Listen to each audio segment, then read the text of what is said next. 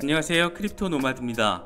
비트코인이 방향성을 아직 제대로 잡지 못하면서 차트를 지켜보고 있으면 불안감이 드는 것은 어쩔 수 없는 것 같습니다. 그만큼 황소 세력과 곰 세력의 공방이 상당히 치열하게 계속해서 이어지고 있는 상황으로 볼 수 있을 것 같습니다. 요즘 비트코인이 흔들리고 있는 이런 상황 속에서도 나름 뒷심을 발휘하고 있는 종목으로는 단연 에이다, 카르다노를 빼놓을 수가 없습니다. 최대 $20까지 폭등할 것이라는 다소 비현실적인 전망이 나온 데 이어서 이번에는 이더리움 토큰을 카르다노로 옮기는 컨버터 테스트넷이 곧 가동된다, 이런 소식이 전해졌습니다. 이더리움의 어떤 ERC20 토큰이든 카르다노에서 네이티브 토큰으로 발행할 수 있게 돕겠다는 것인데 일종의 이사 지원 프로젝트냐, 이런 표현도 나오고 있습니다. 메이저 알트코인들 가운데 요즘 홀더들의 가슴을 졸이게 만드는 종목으로는 도지코인도 빼놓을 수는 없을 것 같습니다. 0.3달러 저항이 꽤나 강력하게 작용하고 있는 상황인데 도지코인이 이더리움보다 인지도가 더 높고 또 리플처럼 증권으로 관주될 위험이 없다라는 나름의 긍정적인 전망과 분석이 나오면서 홀더들에게는 다소간의 위안이 되고 있는 모습입니다. 그런가 하면 쿠바에서는 정부가 비트코인을 비롯한 암호화폐를 정식 결제 수단 가운데 하나로 인정한다, 이런 소식이 전해졌습니다. 법정 화폐 지위까지는 아니지만 정부 차원에서 정식 결제 수단으로 인정했다라는 점은 꽤 의미가 큰 부분으로 볼 수 있을 것 같습니다.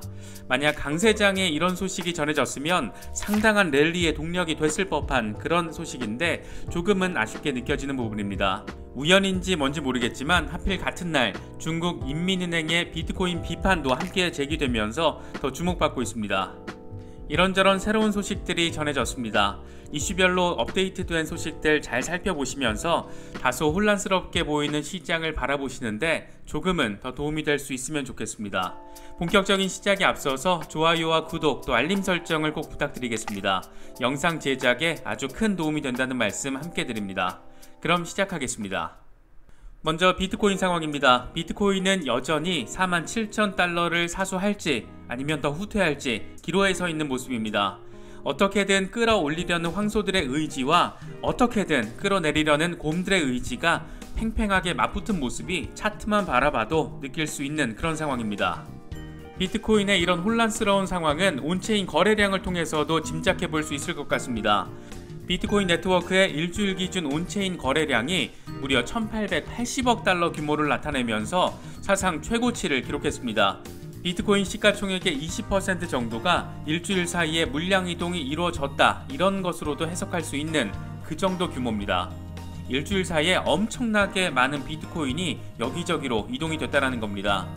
개수를 기준으로 하면 7일 평균 360만 BTC가 이체가 됐는데 이에 대해서 암호화폐 전문 매체 비트코인리스트는 글래스노드 데이터를 인용해서 비트코인 네트워크상 10,000 BTC에서 12,000 BTC 규모의 대량 이체는 빈번하게 발생했다. 이는 거래소 원래 간 이동으로 추정된다, 이렇게 설명했습니다.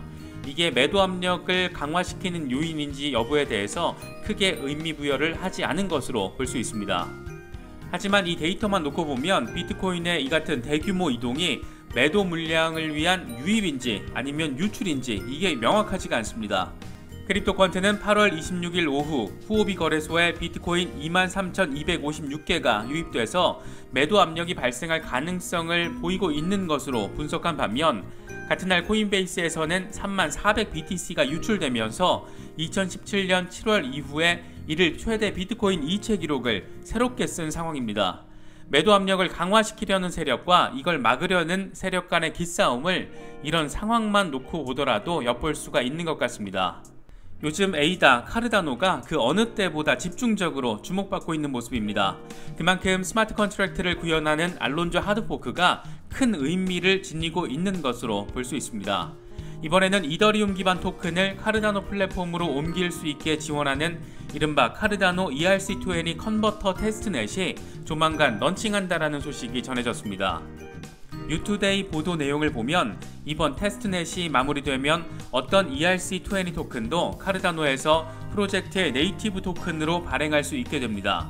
9월 초에는 ERC20 토큰의 카르다노 네트워크 이전이 가능해진다라는 것으로 볼 수 있습니다. 카르다노는 이미 지난 5월에 최대 규모 스마트 컨트랙트 계약이 가능한 지분증명 블록체인에 이더리움 기반의 토큰을 가져올 수 있는 컨버터를 도입하겠다 이렇게 밝히기도 했었는데 이제 그 결과물이 나오는 것으로 볼 수 있습니다. 찰스 호스킨스는 100여 개 이상의 프로젝트가 이더리움에서 카르다노로 옮기는 과정에 있다 이렇게 밝히기도 했었는데 그래서 이번 컨버터 테스트넷은 이더리움 프로젝트가 카르다노로 이사하는 것을 도와주는 이른바 이사 지원 프로젝트 아니냐 이런 표현까지 등장하고 있습니다. 찰스 호스킨슨이 언급한 것처럼 실제로 100여 개 이상의 프로젝트가 카르다노로 이사를 갈지는 일단 결과가 나올 때까지는 지켜봐야 할 것으로 보입니다. 다만 솔라나 때도 그랬던 것처럼 이더리움이 여전히 속도와 수수료 측면에서 아쉬운 점을 보이고 있기 때문에 이 부분에 강점을 가진 유사 플랫폼으로의 프로젝트 이전 가능성은 충분히 생각해 볼 수 있는 부분입니다. 특히 초당 처리 가능한 트랜잭션이 이더리움이 20건 정도인 것과 비교했을 때 카르다노는 250건 정도로 알려져 있습니다. 또 평균 가스비, 거래 처리 비용은 이더리움이 $20 정도인 반면 카르다노는 $0.5 수준으로 굉장히 싼 것으로 전해지고 있습니다. 특히 카르다노는 그동안 비트코인과 이더리움 등 채굴을 통한 작업 증명 방식에 비해서 전력 소모가 현저히 적다라는 점을 그려내면서 친환경성을 강조해왔습니다. 일론 머스크가 비트코인의 환경 이슈를 제기하면서 결제 중단을 발표했을 때 대놓고 카르다노의 친환경성을 제기하며 카르다노 띄우기를 할 정도였습니다. 물론 찰스 호스킨슨이 이렇게 했습니다. 실제로 카르다노가 트랜잭션 1개를 처리하는데 0.54kWh를 사용하는 반면 비트코인은 카르다노의 1300배에 달하는 700kW를 사용하는 것으로 알려져 있습니다. 여러모로 지구상에서 가장 우위에 서 있는 비트코인과 이더리움을 유틸리티적인 실용성 측면에서는 강점을 가지고 있는 것으로 볼 수 있는 부분입니다. 그래서 이더리움 생태계의 프로젝트들이 카르다노로 이사를 가더라도 그렇게 이상한 건 아닌데 과연 이런 대형 이사를 감행할 프로젝트가 찰스 호스킨슨의 말처럼 100여 개가 될지는 지켜볼 부분으로 생각됩니다. 특히 알론조 하드포크 이후에 미니스왑 스테이블 코인 발행사 스테시스와 전자지갑 카드월렛 등 65개 프로젝트가 출시 예정된 것으로 전해진 그런 상황이기도 합니다.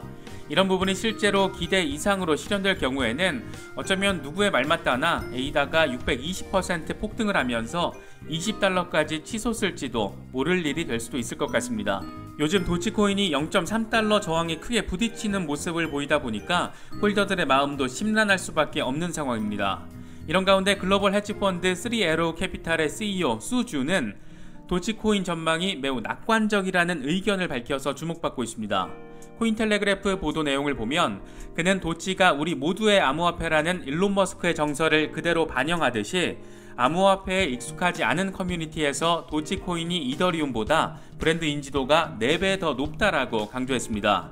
특히 그는 도치코인을 리플과 비교하면서 도치코인은 리플처럼 코인을 대량으로 보유한 재단이 없고 은행의 결제 수단으로 사용되지 않기 때문에 증권으로 관주될 위험도 없다라면서 상대적인 안정성을 강조했습니다. 최근의 시세가 다소 아쉽기는 하지만 시장 전반이 조정을 받고 있는 상황을 고려하면 도치코인에 대한 희망을 아예 놔버리기에는 조금 이르지 않을까 개인적으로는 이런 생각이 들기도 합니다. 비트코인을 비롯한 가상화폐를 바라보는 상당히 엇갈린 두 정부의 시선이 거의 비슷한 시기에 제기돼서 주목도를 높이고 있습니다. 먼저 쿠바의 경우에는 비트코인 등 암호화폐가 결제 수단 가운데 하나로 공식 인정됐습니다. 현지 매체 보도 내용을 보면 쿠바 정부는 결의안 발표를 통해서 암호화폐를 지불 수단으로 인정하고 관련 규제를 구축할 예정이라고 밝혔습니다. 이에 따라서 쿠바 중앙은행은 암호화폐에 대한 규정을 마련하고 관련 서비스 제공업체들의 라이선스를 제공하는 방안을 검토할 계획입니다. 쿠바 정부의 이번 조치에 대해서 현지 언론들은 쿠바에 대한 미국의 공격적인 제재와 코로나19 팬데믹에 따른 여행 제한으로 달러 사용과 송금이 어려워졌기 때문이라고 분석하고 있습니다. 이런 측면에서 상황을 단순화시키면 비트코인 공식 인정은 미국에 대한 쿠바의 저항 수단으로도 바라볼 수 있을 여지가 있어 보이는데 어쩐지 저항의 아이콘인 체게바라의 이미지와 어느 정도 맞닿는 부분이 느껴지는 것 같기도 합니다. 재미있는 것은 쿠바에 이런 의미 있는 소식이 전해진 날 중국 중앙은행은 비트코인 등 암호화폐가 실질적인 가치가 없다면서 경고를 다시금 내놨다라는 겁니다. 중국 인민은행 관계자는 비트코인 등 암호화폐는 법적 인정 화폐가 아니다. 실제 가치를 지니지 않는다. 암호화폐 관련 거래는 투기 행위에 속한다. 대중은 이에 따른 리스크를 인식하고 스스로 멀리해 자신의 자산을 보호해야 한다. 이렇게 그동안 해왔던 말들을 반복하면서 거듭 비트코인을 비판했습니다. 대체 왜 이러는지 모르겠습니다. 요즘 비트코인 진영을 공격하는 집단 가운데 금 옹호론자들을 빼놓을 수 없을 것 같습니다. 이번에는 대표적인 금 투자 옹호론자로 유명한 피터 시프, 유로퍼시픽 캐피털의 CEO가 비트코인은 거대한 펌프 앤 덤프에 불과하다. 근본부터 금과는 다르다. 이렇게 지적했습니다.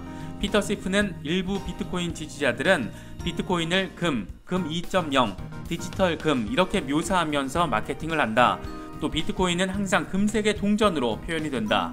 하지만 본질을 보면 비트코인은 디지털 숫자로 이루어진 끈일 뿐 아무런 실체가 없다. 이렇게 강조했습니다.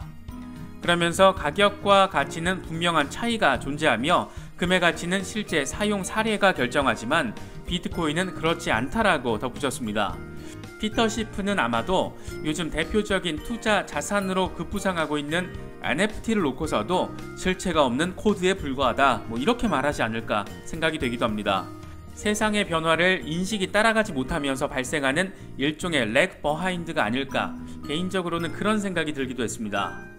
적지 않은 분들이 비트코인의 조정 양상을 바라보시면서 스트레스를 느끼실 수도 있을 것 같습니다. 하지만 46,000달러 후퇴 이후에 지속적으로 47,000달러 돌파 시도를 이뤄내고 있고 많은 분석가들이 이 부근을 바닥 따지기 구간이라고 바라보고 있다는 점 참고하셔서 시장을 바라보시면 더 좋지 않을까 생각됩니다. 이번에 준비한 영상은 여기까지입니다. 영상이 도움이 되셨다면 좋아요와 구독 또 알림 설정을 꼭 부탁드리겠습니다. 영상 제작에 아주 큰 도움이 된다는 말씀 함께 드립니다. 언제나 성투하시기를 기원하겠습니다. 시청해주셔서 감사합니다. 지금까지 크립토 노마드였습니다.